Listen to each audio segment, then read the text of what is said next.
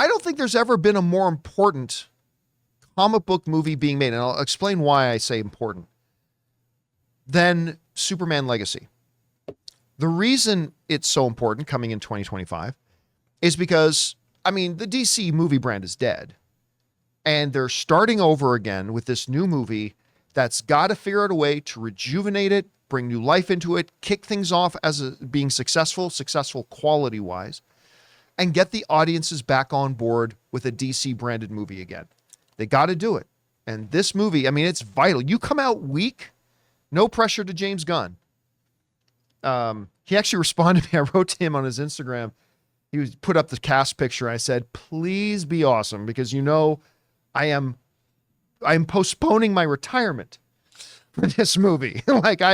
Please be awesome. And he responded to me on there. But the thing is, it's so vitally important that this movie be great. It has to, because you come out with the reputation amongst movie fans of the quality of DC movies right now, and you come out with your brand new thing, starting off a new version of the cinematic universe, and you come out starting weak, you're dead.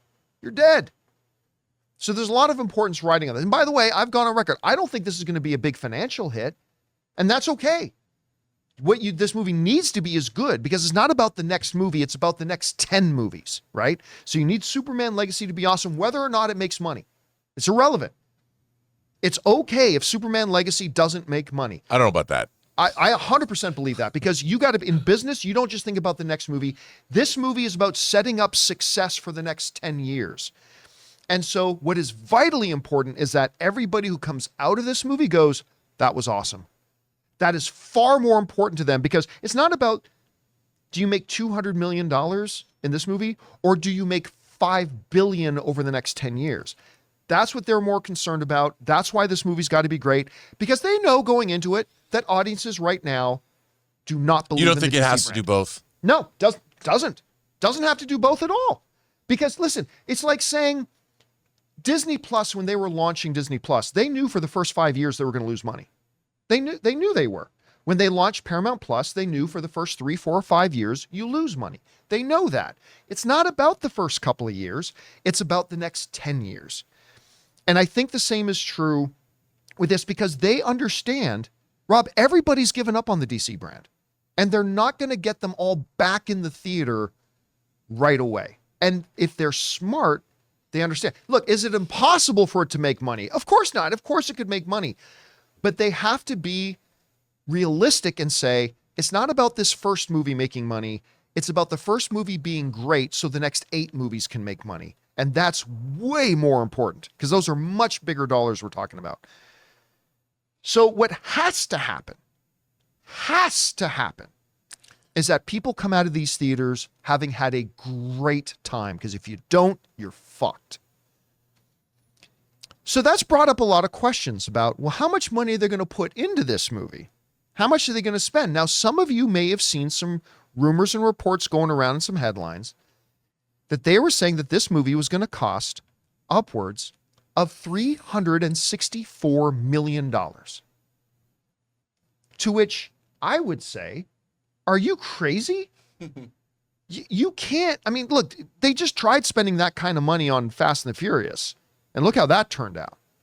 You cannot spend that kind of money on this. But these are the reports going around. Now, the reports got around enough that James Gunn finally responded to somebody on social media. Somebody asked James Gunn and sent him the links, said, hey, is this true? To which James Gunn basically said, are you nuts? He said, no, that is not true.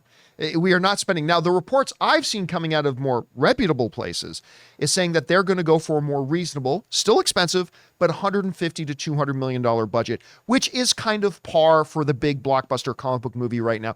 Some might even say a little bit on the lower end if they can keep closer to 150 than 200 Dune 2 million. is less than 200 million. Yeah. So, I mean, that's reasonable. Now, if it were $364 million, take a look. It would place it as the second most expensive comic book movie ever made. They're saying at the end of the day, Age of Ultron came around $444 million. Now, when you know you're going to make over $1 billion, that's a little bit more forgivable, I suppose. Avengers Endgame, they say came around the $356 million mark. Avengers Infinity War, $325, Justice League, $300 million was all said and done. So at $364 million, it would make it like the second most expensive thing ever. And I'm glad that James Gunn came out and said, well, time out. No, we're not going to spend that much money on one movie. And they shouldn't have to. You got to spend more than 50 million, yes, but you shouldn't have to spend 250, 300, 400 million dollars to make something like this, especially when you don't believe this thing's going to be $1 billion film right out of the gate.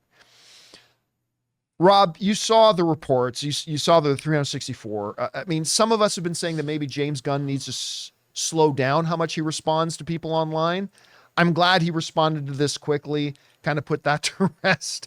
Guys, we want to take a second to thank a sponsor of this video, Mint Mobile. On average, it takes about 30 days for a person to break their New Year's resolution. So if saving money was on your 2024 list, your odds aren't looking that great. Luckily, I have a 100% guaranteed way to save you money this year. Just switch to Mint Mobile. For a limited time, wireless plans from Mint Mobile are $15 a month when you purchase a 3-month plan. That's unlimited talk, text, and data for $15 a month. I've told you guys many times that after switching to Mint Mobile, I am spending less than a third on my cell bill than I used to with a major carrier. Say goodbye to your overpriced wireless plans, jaw-dropping monthly bills, and unexpected overages. All Mint plans come with unlimited talk and text plus high-speed data delivered on the nation's largest 5G network. And don't worry about having to change phones or numbers. Use your own phone with any Mint Mobile plan and bring your phone number along with all your existing contacts. So guys, to get this new customer offer and your new 3-month unlimited wireless plan for just $15 a month, go to mintmobile.com/Campea. That's mintmobile.com/Campea. Cut your wireless bills to $15 a month at mintmobile.com/Campea. Additional taxes, fees, and restrictions apply. See Mint Mobile for details.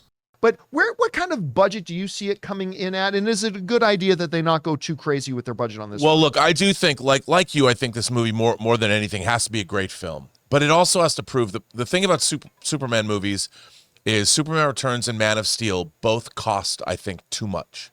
Superman Returns was just a little bit over $200 million. Man of Steel, and that was like 20 years ago. Yeah, and Man of Steel was $225 million, and they were considered both disappointing films. They underperformed at the box office, even Man of Steel. So I think one of the vital things about this movie is it has to do both. They have to keep the price down, and I still think it does have to make money because it also has to prove the viability of the comic book movie moving forward. Like you said, they're building. A lot is riding on this film. So they need it to succeed in every way that it can. And I also think that James Gunn understands this. I think he knows that this movie, he doesn't want to make a movie for $300 million because that's irresponsible. You know, you've got to keep your costs down because he has to prove, I look at him as being in the same position George Lucas put Steven Spielberg in when they were making Raiders. Spielberg was coming off of, not that James Gunn was coming off some movie that cost way too much money, but Spielberg had made 1941. Runaway, they called it a debacle. He got everything he wanted because of Jaws and Close Encounters, and it didn't work out, early in his career. So Lucas told Spielberg, look, we're going to make this movie on time, we're going to make it on budget, and you're not going to have everything you want, and you got to come in at $20 million. And he did. And he did some of his best work he ever did, especially directorially. And Raiders is what it is today because of those constraints that Lucas put on Spielberg. I think James Gunn knows, as the head of the studio, he has to make a movie that is beloved as Shawshank Redemption is. A movie that it didn't make that much money, but people love it. Another film from Warner Brothers that people endures because it has real heart. And people watch it now and they love it as much as they did in 94. 30 years old like The Crow. This movie has to do that. This movie has to make people weep or feel joy. It has to be the greatest superhero movie ever made. Not too much pressure on James Gunn, but he knows it because it's the entire comic book movie genre is either going to live or die on this movie. Because when you look back, and this is why, one of the reasons why I don't think it needs to be profitable. Because to be profitable, let's say it goes on the higher end. Let's say they spend $200 million to make it. They're going to go not end game level, but they're going to go pretty hard with the marketing of it. So you're talking about a movie that at minimum is probably going to need around 500 to 600 million to break even, right? Look, they're not dumb. They understand. Look at the last 8 DC movies that come out. one or two of them didn't even make $200 million at the box office. The Flash didn't even make $300 million at the box office. Shazam made like $125 at the box office. Black Adam, with the world's biggest megastar and 10 years of development and all this kind of stuff, barely made $400 million. Aquaman 2, coming off of a celebrated original that made over $1 billion at the box office. The follow-up barely cracked $400 million to do that. So they've got to know, okay, look, we've got work to do. We've got work to do. Like the New England Patriots, the last time they won the Super Bowl, they lost the first game of the season. Okay. And I think if you're making Superman Legacy and you're Warner Brothers, you got to be smart enough to know that with all the failure that the DC brand has had, and this is the first one we're kicking off, we're trying to win the audience back. You can't win the audience back until you win the audience back, right? So I think they'll understand that it's a tall order to expect that the first movie will make $600 million with 5 years of failure as its background, right? And it's okay, because I think if this first movie is doing exactly what you said it needs to do, I love the way you phrased that, the way you structured that. If Superman Legacy can do all the things you're saying that it needs to do, then you're setting up the next movie for bigger success and the next movie for bigger success. And if you're the Patriots and you lost the first game, it doesn't matter if at the end of the season you're holding up the Lombardi Trophy. At the end of the day, if Superman Legacy isn't profitable financially, but it sets you up that the next 3, 4, 5 years of films, you're making billions of dollars, that's okay. But we agree it has to kill it. It's got to knock it out of the park, Rob. It needs to be an experiential event that gets you in the heart. You have Yes. to, there has to be it can't just be good. It's got to be great. It has to be great. It has to have real emotion.